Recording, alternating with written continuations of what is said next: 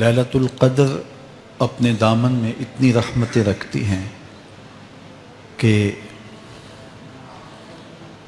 اس امت کے سارے گناہ گاروں کی بخشش کے لیے کافی ہے۔ اس رات میں روح الامی اترتے ہیں فرشتوں کے جلو میں، جھرمٹ میں، اور اہل ایمان جو قیام میں ہوتے ہیں، قعود میں ہوتے ہیں، ذکر الہی میں ہوتے ہیں، ان سے مصافحہ کرتے ہیں۔ یہ رات کون سی ہے؟ ترکی خیمے میں چٹائی ایک سمت کر کے سر انور حضور نے باہر نکالا اور فرمایا کہ لیلۃ القدر کو آخری عشرے میں تلاش کرو۔ اور ایک روایت کے لفظ یہ ہیں کہ آخری عشرے کی تاک راتوں میں تلاش کرو۔ وہ تاک رات کون سی ہے؟ اس کو مخفی رکھا گیا۔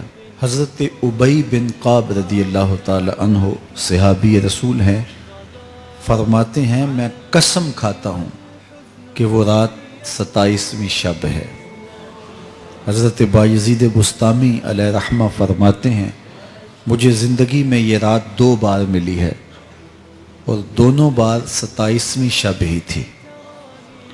تو ہم اللہ کی بارگاہ میں امید کا دامن پھیلائے ہیں کہ یہی شب ہو اور اس کے دامن سے پھوٹتی ضیائیں ہمارے اندر کے اندھیروں کو ختم کرنے کا ذریعہ بنے۔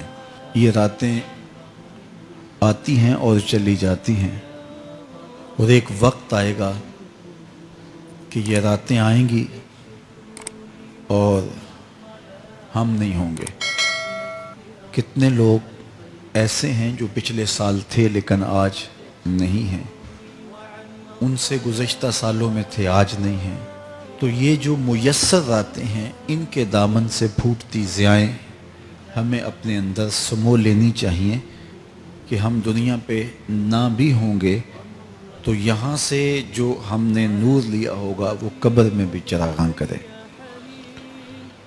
باطن کی روشنی، اندر کے اجالے اور روح کا چراغاں اس رات کے دامن سے لیا جا سکتا ہے۔ حضور علیہ السلام رمضان المبارک کے آخری عشرے میں کثرت کے ساتھ عبادت کرتے تھے۔ حضرت سیدہ عائشہ رضی اللہ تعالی عنہا فرماتی ہیں کہ حضور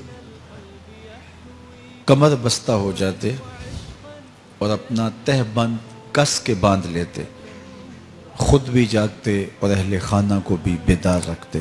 یہ ایک رات 1000 مہینے کی عبادتوں سے افضل، بہتر اور بھاری ہے۔ تو اس امت کو جب اتنا نوازا گیا ہے کہ ایک ایک رات اتنی برکتوں کی حامل عطا ہوئی ہے، تو پھر ہمیں بہت زیادہ کوشش کر کے برکتیں سمیٹ لینی چاہیے تاکہ جب ہم اس دنیا سے جائیں تو ہمارے پاس ایک بہت بڑا روشنیوں کا ذخیرہ ہو جو ہماری قبر میں بھی چراغاں کرے، حشر میں بھی روشنی دے، اور ہمیں کہیں بھی اندھیروں کا سامنا نہ کرنا پڑے، چونکہ روشنیاں تو ہم نے یہاں سے لے کے جانی ہیں۔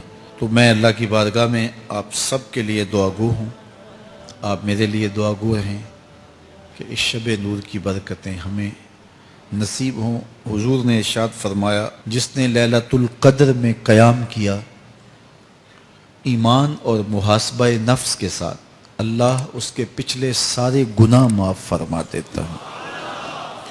ام المومنین سیدہ عائشہ رضی اللہ تعالی عنہ فرماتی ہیں کہ میں نے عرض کی اے اللہ کے محبوب صلی اللہ علیہ وسلم، اگر میں لیلۃ القدر کو پا لوں تو مجھے پھر کیا دعا مانگنا چاہیے؟ تو حضور نے ارشاد فرمایا اگر تم لیلۃ القدر پا لو تو یہ دعا مانگو، اللہم انک عفو تحب العفو فاعف عنی، اے اللہ تو معاف کرنے والا ہے، معاف کرنے کو پسند کرتا ہے، میرے معاملات سے درگزر فرما۔ تو اللہ تعالیٰ اس رات کی برکتوں سے ہمیں اپنی پناہ میں، امان میں، حفاظتوں کے حصار میں رکھے۔